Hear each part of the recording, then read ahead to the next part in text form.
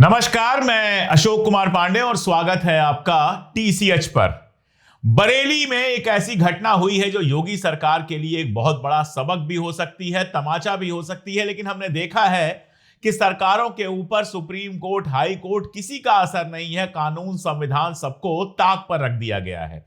आपको याद है कि बरेली में हिंसा हुई थी, आई लव मोहम्मद वाला अभियान चल रहा था, उसके बाद हिंसा हुई थी और उसके बाद पुलिस ने मौलवी तौकीर रजा को इसके लिए जिम्मेदार ठहराया। और वहां पर जैसा होता है यूपी में कि कानून सारा कैद हो जाता है, सिर्फ और सिर्फ बुलडोजर में सबूत होते नहीं हैं, बाकी सारी चीजें होती नहीं हैं। कोर्ट में सजा कब मिलेगी उनको लगता है दिला पाएंगे, नहीं दिला पाएंगे, तो सीधे बुलडोजर चलवा दिया जाता है। तो वहां हो यह रहा था कि बरेली विकास प्राधिकरण यानी बीडीए जो है वो सरफराज वली खान, जो आजम खान के करीबी हैं, सपा नेता हैं, उनके मैरिज हॉल पर और उनके साथ राशिद खान, इनके मैरिज हॉल पर। सरफराज साहब के मैरिज हॉल का नाम था ऐवान फरहत और राशिद साहब के मैरिज हॉल का नाम था गुड मैरिज हॉल, था नहीं है। ये दोनों सूफी टोला में हैं। इनके ऊपर बुलडोजर चलाने की कार्रवाई लेकर शुरू हो गए। इन्होंने दावा किया कि 2011 में नोटिस दी गई थी, 2011 में ही इसको अवैध साबित किया गया था, वगैरह वगैरह वगैरह। सरफराज साहब पहुंचे सुप्रीम कोर्ट और वहां उन्होंने दो दलीलें दी। पहली दलील यह थी कि जो संपत्ति है ये 1948 में बनी थी, 1948 में बनी थी, 2011 में तो उन्होंने इसको खरीदा था। तो जो बिल्डिंग 1948 में बनी है वो 2011 में इलीगल कैसे हो गई, ये सवाल सरफराज साहब ने उठाया सुप्रीम कोर्ट के अंदर। और दूसरा सवाल यह उठाया कि सुप्रीम कोर्ट ने जो पहले ही इस तरह की कार्रवाई के लिए तय पाया है कि 15 दिन की नोटिस आपको देनी पड़ेगी। यह आप लोग भी नोट कर लीजिए, अगर कभी ऐसी कोई कार्रवाई होती है कि सुप्रीम कोर्ट का बहुत क्लियर आदेश है कि कोई भी अगर ध्वस्तीकरण करना है, किसी भी बिल्डिंग को अगर गिराना है, बुलडोजर चलाना है, जमींदोज करना है, तो 15 दिन पहले नोटिस देनी पड़ेगी। ऐसा नहीं होगा कि 20 साल पहले की कोई नोटिस है वो आज तामील कराई जाएगी। आपको 15 दिन पहले फ्रेश नोटिस देनी पड़ेगी, जिसके तहत आप ये कार्रवाई कर सकते हैं। सरफराज साहब का कोर्ट में कहना था कि ऐसी कोई नोटिस नहीं दी गई। मामला कोर्ट में चल रहा था, लेकिन बुलडोजर अपने तरीके से काम कर रहा था। 2 दिन तक बुलडोजर काम करता रहा, लेकिन तीसरे दिन जब बुलडोजर आया तो उसको सुप्रीम कोर्ट का स्टे ऑर्डर दिखाया गया और उसके बाद बुलडोजर वापस हो गया। अब यह बात योगी आदित्यनाथ और उनके एडमिनिस्ट्रेशन के लिए शर्मनाक है या नहीं है, यह कहने की जरूरत नहीं है। आप ऐसे ही समझ सकते हैं कि जो बुलडोजर की कार्रवाई, जिसको सरफराज साहब ने सुप्रीम कोर्ट में कहा कि यह पॉलिटिकल कार्रवाई है, राजनैतिक कार्रवाई है, राजनैतिक विद्वेष से हो रही कार्रवाई है, यह लीगल कार्रवाई नहीं है। और सुप्रीम कोर्ट ने माना कि बिना नोटिस दिए इस तरह से बुलडोजर चलवाना गलत है। अब सवाल यह है कि 2 दिन जो बुलडोजर चला है, जिसमें जो नुकसान हुआ है, इस नुकसान की भरपाई कौन करेगा? यही सवाल मैं बार बार उठाता हूं कि सुप्रीम कोर्ट केवल बुलडोजर्स को रुकवाने का काम ना करे, केवल उसको इलीगल कहने का काम ना करे, बल्कि जो अधिकारी बुलडोजर लेकर जाते हैं, जो अधिकारी बुलडोजर के वहां चलने के लिए जिम्मेदार हैं, उनको भी सजा दे। अदरवाइज इस तरह की कार्रवाई चलती रहेगी। सुप्रीम कोर्ट के क्लियर आदेश के बावजूद सरकारें और खास तौर पर योगी आदित्यनाथ की सरकार बार बार उसकी तामील करने की जगह उसका उल्लंघन करती रहेगी। उम्मीद तो की जा सकती है, हालांकि उम्मीद नहीं की जानी चाहिए, क्योंकि जिस तरह का अब तक रहा है मामला, जिस तरह के अब तक हालात रहे हैं, सुप्रीम कोर्ट के आदेश को भी इन लोगों ने ठेंगा दिखाया है। ये लोग ना संविधान मानते हैं ना कानून मानते हैं। और इसका एक और एग्जांपल आपको देता हूं जो कल संसद के अंदर सामने आया। बेहद गंभीर मामला है, बहुत गौर से सुनिएगा। जो हमारी होम मिनिस्ट्री है उससे सवाल पूछा गया, तो सवाल के जवाब में उन्होंने कहा कि 2023 में देश भर में 2914 लोगों को यूएपीए के तहत गिरफ्तार किया गया। आप जानते हैं यूएपीए एक ऐसा मामला है जिसमें जमानत भी नहीं मिलती, यह सीधे देशद्रोह जैसा मामला बन जाता है। तो 2023 में 2914 लोगों को यूएपीए में गिरफ्तार किया गया। जम्मू कश्मीर में 1206 गिरफ्तारियां हुई, जो लगभग 42% है, और उत्तर प्रदेश में 1122 गिरफ्तारियां हुई। यानी अगर आप यूपी को और जम्मू कश्मीर को मिला दीजिए तो 80-90% गिरफ्तारियां सिर्फ यूपी और जम्मू कश्मीर में हुई, और इनमें से ज्यादातर जो गिरफ्तारियां हुई वो मुसलमानों की गिरफ्तारियां हुई। जम्मू कश्मीर में तो 100% गिरफ्तारियां मुसलमानों की ही होंगी। ये तो एक डेटा हो गया, लेकिन जो समझने वाला डेटा है वो इसके बाद का है। एनसीआरबी बताता है, एनसीआरबी जो हमारा राष्ट्रीय अपराध रिकॉर्ड ब्यूरो है, वो बताता है कि 2023 में जहां यूएपीए में 2914 लोगों को गिरफ्तार किया गया, उसमें केवल 4% लोगों पर किसी तरह का दोष साबित हुआ। यानी 96% लोग ऐसे थे जिनको यूएपीए के तहत गिरफ्तार किया गया, जो अब भी जेलों में हो सकते हैं, लेकिन उनके खिलाफ कोई चार्जशीट नहीं बनी, उनके खिलाफ कोई दोष सिद्ध नहीं हुआ। अगर जम्मू कश्मीर की बात करेंगे तो 1206 लोग मैंने आपको बताया गिरफ्तार हुए थे, 1206 लोग गिरफ्तार हुए थे। इन 1206 लोगों में से केवल 10 लोगों के ऊपर अपराध साबित हुआ है। यानी ये जो आंकड़ा है वो 10% भी नहीं है, 10% से भी कम, तकरीबन 0.8% मामलों में दोष साबित हुआ है। बाकी लोगों को बिना किसी दोष के, यानी आप कह सकते हैं बिना किसी गुनाह के, बेगुनाह होते हुए भी जेल में रखा गया यूएपीए के तहत। दरअसल यूएपीए जब बना था तब भी हम यही बात कह रहे थे, और आज भी हम यही बात कह रहे हैं कि इसका उपयोग सिर्फ उन लोगों को जेल में डालकर लंबे लंबे वक्त तक जेल में रखने के लिए किया जा रहा है जो सरकार की मुखालफत कर रहे हैं। सरकार के पास कोई सबूत नहीं होता है, 5-5 साल तक चार्जशीट दाखिल नहीं होती है, उठाकर किसी को गिरफ्तार करके जेल में डाल दिया, किस अपराध में गिरफ्तार किया है, उसके खिलाफ चार्जेज क्या क्या हैं, वो चार्जशीट तक नहीं बनती है। कुछ मामलों में 5 साल 6 साल के बाद जमानत हो जाती है, और कुछ मामले उससे भी ज्यादा लंबे खिंचते हैं। 2019 से 23 की अगर बात कर लें तो यूएपीए में से 35% जम्मू कश्मीर में हुई थी। 3362 टोटल हैं, जिनमें से 35% जम्मू और कश्मीर में हुई थी। अब इनमें से केवल 23 लोगों को गिरफ्तार जो किया गया था, उनमें से सिर्फ 23 लोग ऐसे थे जिनके खिलाफ कोई मामला बना, 0.63%।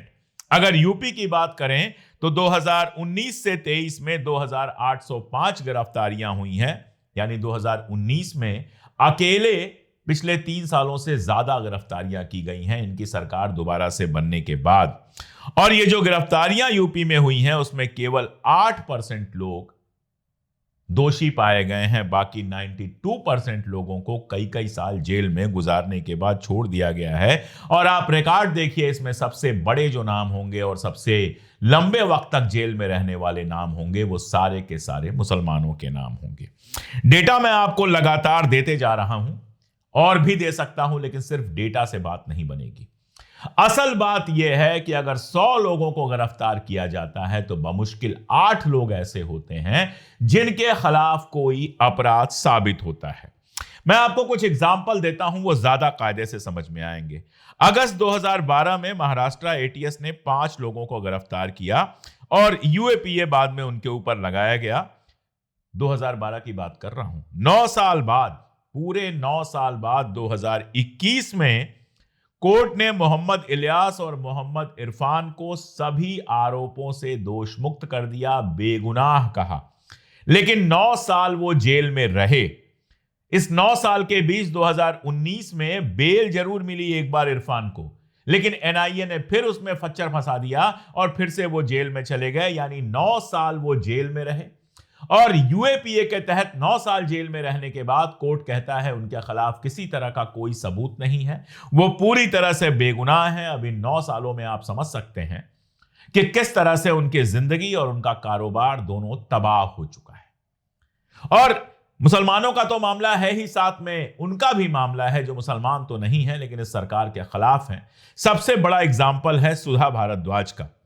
सुधा भारद्वाज के बारे में हम लोग जानते हैं, बेहद पढ़ी लिखी महिला है, चाहती तो अपना कैरियर बनाकर जाने कहां होती, लेकिन मानवाधिकार मामलों पे काम करती हैं, गरीबों के लिए काम करती हैं। उनको भीमा कोरेगांव वाली मामले में यूएपीए के तहत गिरफ्तार किया गया, 3 साल जेल में रही और 3 साल बाद दिसंबर 2011 में बॉम्बे हाईकोर्ट ने उनको डिफॉल्ट बेल दे दी।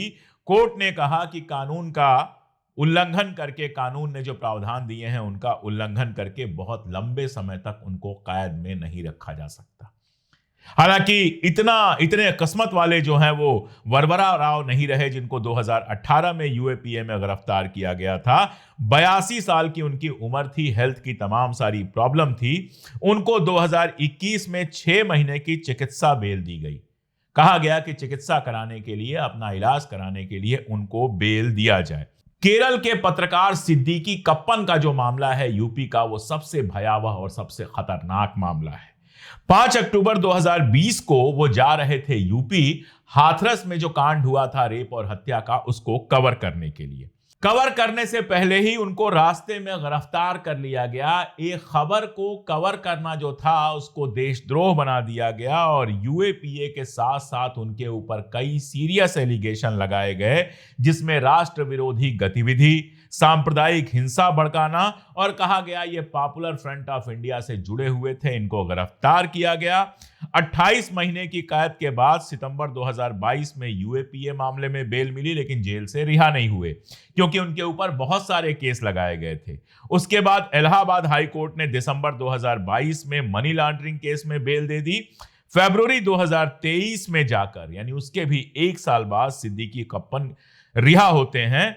और उसके बाद मथुरा कोर्ट में दिसंबर 2024 में यूएपीए के तहत जितने उनके ऊपर आरोप लगे हुए थे उन सबको खारिज कर दिया गया, यानी सारे के सारे फर्जी आरोप थे। सिद्दीकी कप्पन केरला के रहने वाले एक साधारण से पत्रकार थे, सहाफी थे, जो अपनी ड्यूटी निभाने हाथरस वाले केस को कवर करना चाहते थे। आप जानते हैं हाथरस वाले केस में राहुल गांधी और प्रियंका गांधी को भी वहां नहीं आने दिया जा रहा था। प्रियंका गांधी को एक रात जेल में, रेस्ट हाउस में रखा गया और सिद्दीकी कप्पन जो एक मुस्लिम था और एक दलित महिला के साथ जो कुछ हुआ था वो कवर करने जा रहा था, उसको यूपी की सरकार ने 3-4 साल बिना मतलब के जेल में रखा, दुनिया भर के उसके ऊपर मामले लाद के। हिंदू और मुस्लिम की बात हो गई तो एक ईसाई की भी बात हो जाए। फादर स्टेन स्वामी, 8 अक्टूबर 2020 को उनको गिरफ्तार किया गया भीमा कोरेगांव मामले में। 84 साल की उनकी उम्र थी, 84 इयर्स, और पार्किंसन डिजीज थी उनको, जिसमें हाथ कांपता है। एक आदमी जो 84 साल का है, जिसका हाथ कांपता है, आप बताइए किस हिंसा में शामिल हो सकता है? कौन सा पत्थर चला सकता है? कौन सी बंदूक चला सकता है? कौन सा तीर तलवार चला सकता है? लेकिन चूंकि वो सरकार के खिलाफ थे, इसलिए फादर स्टेन स्वामी को गिरफ्तार किया गया। उनको हाथ चूंकि कांपते थे तो ग्लास से पानी पीना बड़ा मुश्किल था, तो सिपर जो होता है जिसमें स्ट्रॉ लगा के पानी पिया जाता है, वो उन्होंने मांगा था कि कम से कम पानी पी सकें। आप हैवानियत की हद देखिए कि उनको जेल में पानी पीने के लिए वो स्ट्रॉ और वो सिपर भी नहीं दिया गया जिससे वो पानी पी सकें। जमानत याचिका कई बार उनकी ठुकराई गई और मई 2021 में जब फाइनली उनको हॉस्पिटल में भर्ती किया गया तो उनकी हेल्थ बहुत खराब हो गई थी। और 5 जुलाई 2021 को जब बॉम्बे हाई कोर्ट उनकी जमानत याचिका अब सुनने ही वाला था, तो उन्होंने कहा कि अपनी जमानत याचिका अपने पास रखो, और दुनिया फानी को अलविदा कह दिया। बीमारी से लड़ते हुए अस्पताल में मर गए। 84 साल का एक आदमी, पार्किंसन डिजीज, जिसके हाथ पांव कांपते थे, उसको पीने के लिए पानी नहीं दिया गया, उसकी जमानत याचिका खारिज की गई, कई बार खारिज की गई। फाइनली जब देखा गया कि अब तो ये जेल में कहीं पता नहीं जिंदा रह पाएंगे कि नहीं रहेंगे, तो उनको उठाकर हॉस्पिटल में डाला गया। हॉस्पिटल में कुछ वक्त तक संघर्ष करने के बाद वो मर गए। हिंदुस्तान की अदालत ने तो उनको जमानत नहीं दी, लेकिन ऊपर वाले ने उनको हमेशा हमेशा के लिए जुल्म से रिहा करवा दिया। ऐसे यूएपीए का इस्तेमाल हो रहा है। अब उमर खालिद और शर्जिल इमाम की मैं क्या ही बात करूं, लगातार बात करता रहता हूं। 5 साल से ज्यादा वक्त हो चुका है और कोर्ट में जो कार्रवाई चल रही है, आप उसको सुनिए तो आपका सर घूम जाता है। जिस भाषण के लिए उसको 5 साल से जेल में रखा गया है, वो भाषण सुनने की अभी तक फुर्सत ही नहीं मिली थी सुप्रीम कोर्ट को, हाई कोर्ट को, लोकल कोर्ट को। अभी पिछली सुनवाई में कपिल सिब्बल साहब ने वो भाषण सुनवाया और कहा कि बताइए इसमें क्या गलत है। शर्जील इमाम ने कहा कि मैं आतंकवादी नहीं हूं, मेरे ऊपर एक आरोप नहीं है, मुझे गिरफ्तार करके जेल में रखा गया था, उसके बाद दंगे हुए हैं, फिर उन दंगों में मैं शामिल कैसे हो सकता हूं। उमर खालिद किसी व्हाट्सएप ग्रुप में है, यह उसका दोष है, जबकि ना उसने वो व्हाट्सएप ग्रुप बनाया है, ना उसमें कोई मैसेज किया है। इस तरह से यूएपीए का इस्तेमाल करके खास तौर पे मुसलमानों और आम तौर पर जो सरकार के खिलाफ हैं, उनको जो सरकार लगातार 5-5, 6-6 साल बिना किसी जमानत के, बिना किसी मुकदमे के, बिना किसी चार्जशीट के जेल में रखती है, उससे कैसे उम्मीद किया जाए कि बुलडोजर के मामले में सुप्रीम कोर्ट का जो आदेश आया है कि 15 दिन की नोटिस के बिना बुलडोजर आप नहीं चला सकते, उसको मानेगी, उसकी तामील करेगी। जब मैं ये न्यूज कर रहा हूं तो उसके थोड़ी देर पहले कल ये खबर आई कि दिल्ली यूनिवर्सिटी के जो प्रोफेसर हैं, एसोसिएट प्रोफेसर हैं हैनी बाबू, 28 जुलाई 2020 को उनको भी भीमा कोरेगांव मामले में गिरफ्तार किया गया था और अब जाकर यानी 5 साल बाद उनको जमानत मिली है।